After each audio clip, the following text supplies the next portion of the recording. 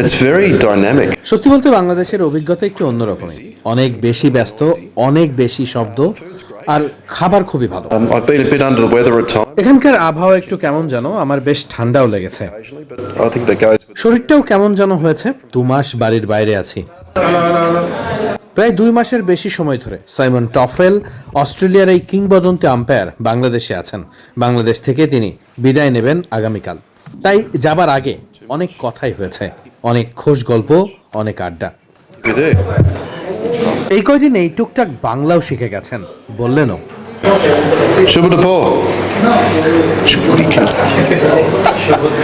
Shubharatri. Shubhabikel. Shubhabikal. Yeah. Kimaracho.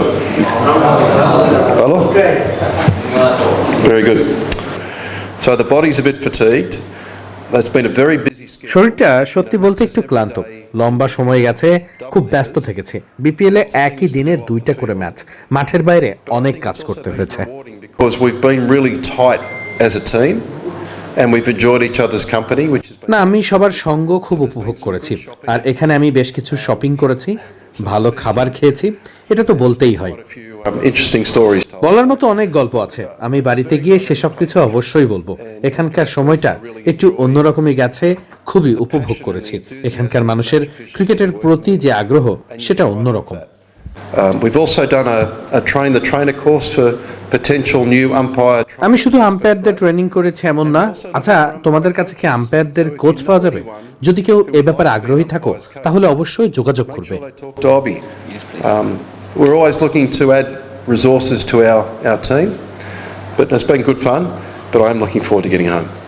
লম্বা সময় ধরে কাজ করেছেন, এত বিখ্যাত লেজেন্ডারি একজন আম্পায়ারের কাছে শিখতে পেরে নিশ্চিত করেই বাংলাদেশের আম্পায়ারদের অনেক কিছুর অভিজ্ঞতা হবে। যাবার বেলায় মজাও করলেন। He looks different without hair. I know, I get told that a lot. Which food do you like in Bangladesh?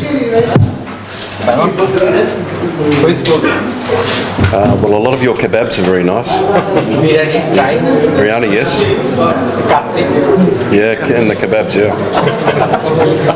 So you will gossip to your family about me. Will you?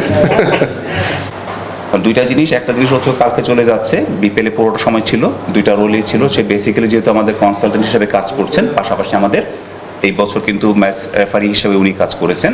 Around the politics aside, and just umpire the game of cricket. Simon Taufel বাংলাদেশের প্রেক্ষাপটে এত legendary একজন আম্পায়ারকে trainer হিসেবে পাওয়া, এমনকি match রেফারিদের জন্যও তিনি অনেক বড় একটা উদাহরণ সৃষ্টি করে গেছেন। সবকিছু মিলিয়ে দারুণ এই সময়টা নিশ্চয়ই সাইমন টফেলকে আবারও ফিরিয়ে আনবে বাংলাদেশে।